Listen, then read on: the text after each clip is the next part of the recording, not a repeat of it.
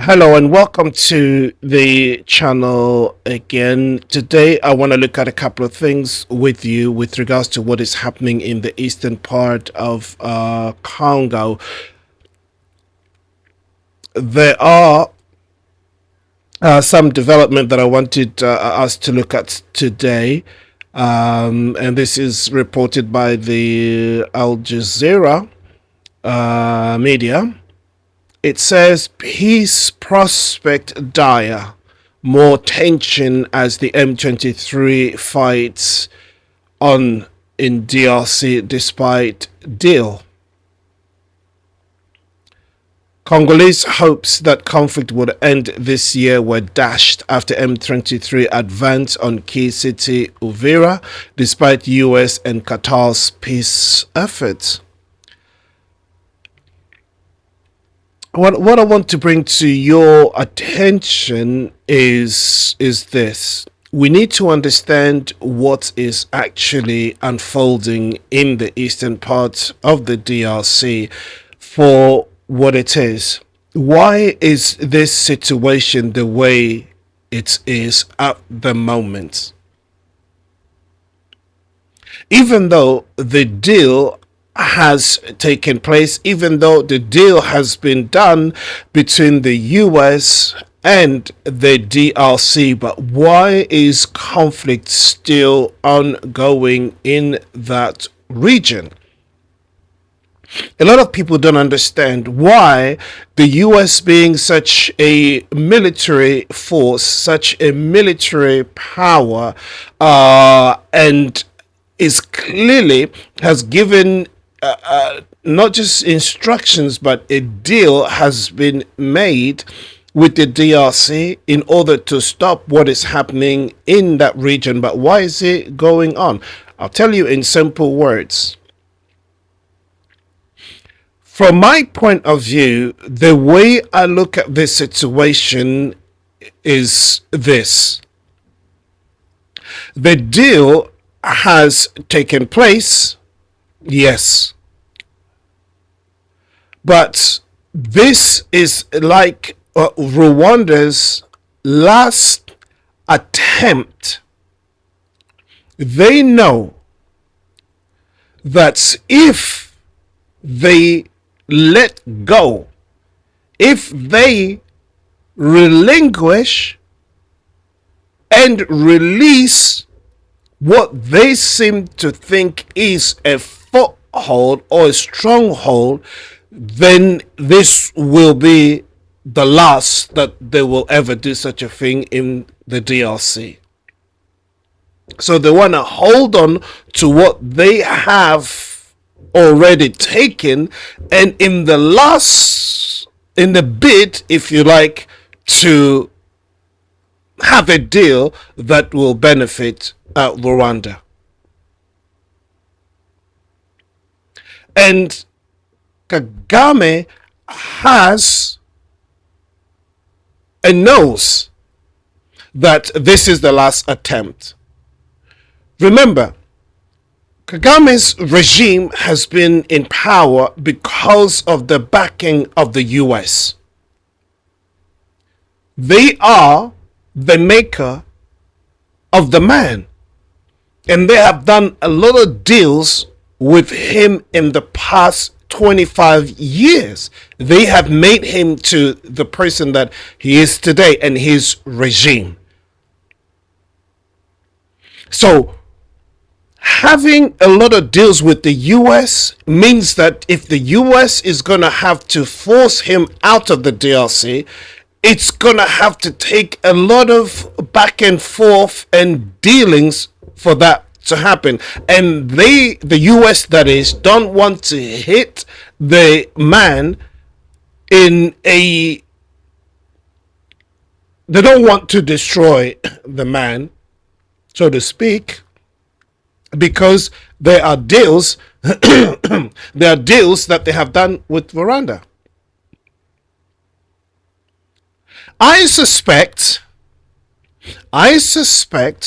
that the US is pushing and the US is putting pressure, but it is kind of a measured pressure. Now, whether or not there are deals or agreement for Rwanda to carry on doing what it's doing because the US is actually sanctioning this is another thing. Because I don't fully believe in the good faith of the US, because they don't like the Congolese. They don't like not just the Congolese, but it is what I mean. They don't like. What I mean to say is they have no interest. If they cannot see their interest, they don't really intervene. They don't. They don't really. It's not because they like the Congolese people. They are so affected by the plight of the Congolese people. That's why they want to intervene. No, that's not the case. They are after their own interests.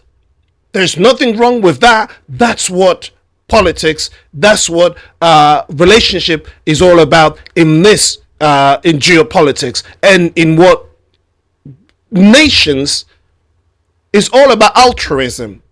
It's what they can get out of it.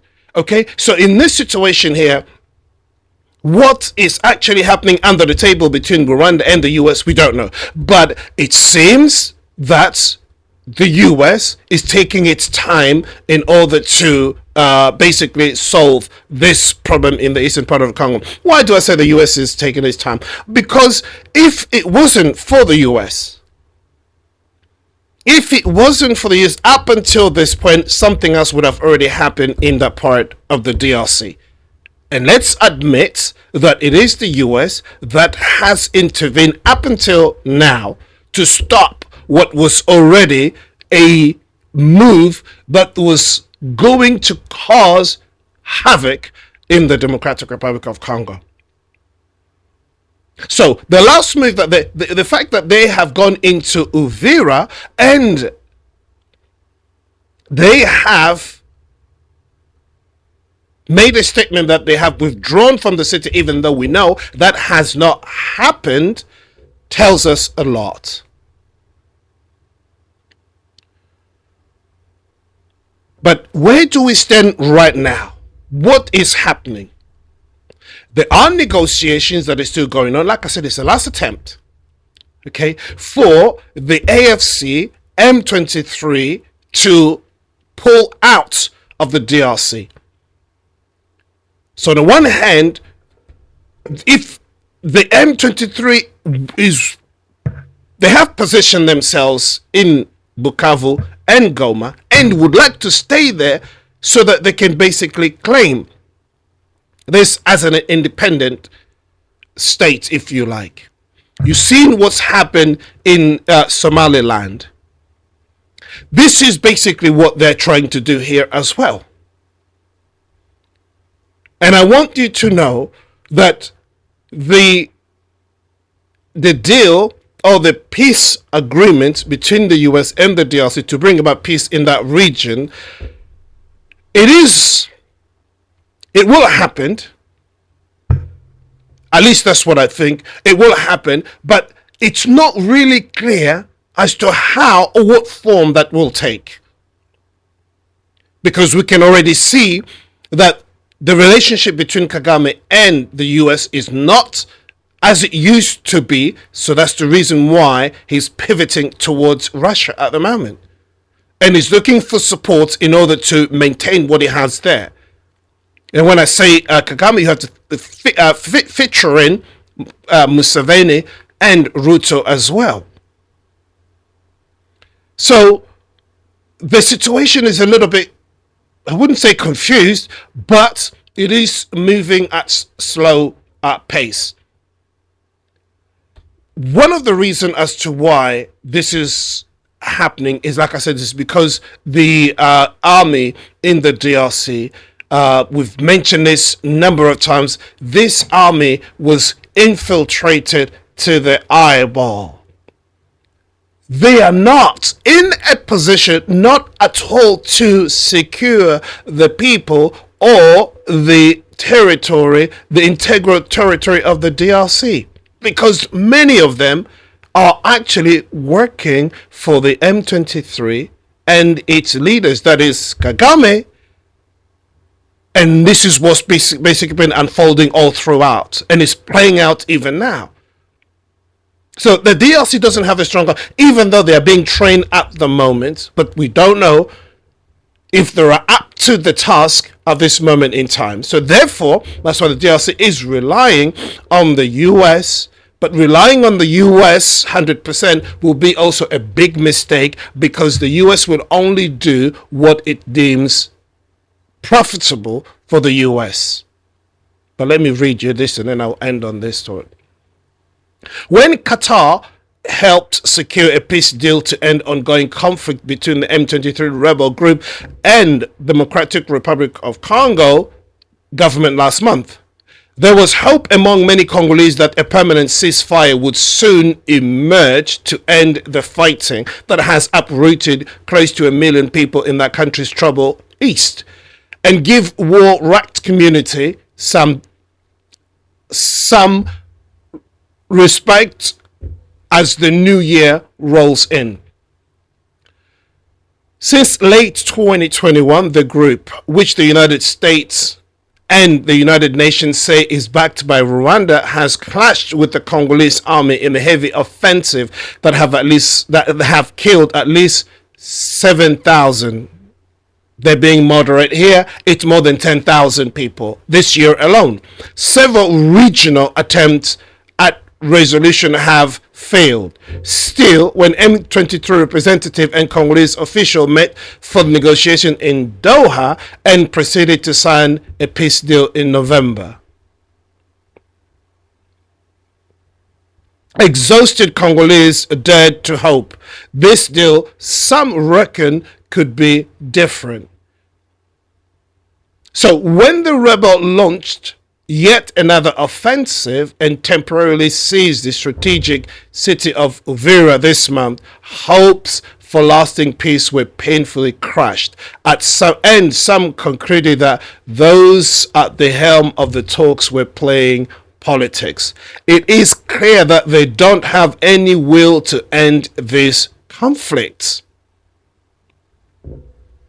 And this is true. This is basically what I am saying, is that the M23 group, they don't have any desire, none whatsoever, to end this. They want as much as possible to still have leverage, because they have leverage in that part of the eastern part of Congo, and they want to maintain the ground. They want, if at all possible, to make sure that this Uvira, Bukavu and Goma become a separate state.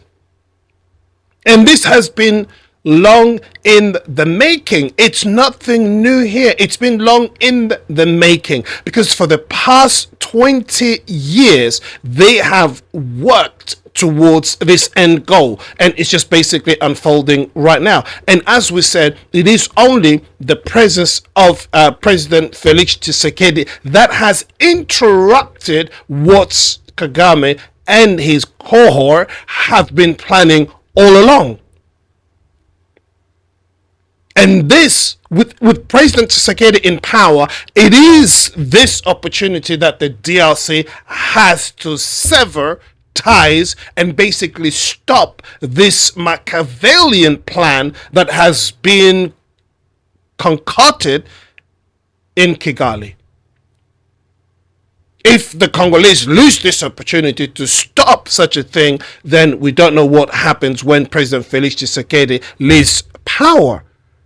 And this is why Congolese, wherever we are, wherever we find ourselves, must stand up to this tyranny and do whatever it takes in order to sever that ties and stop this once and for all, as President Tshisekedi said.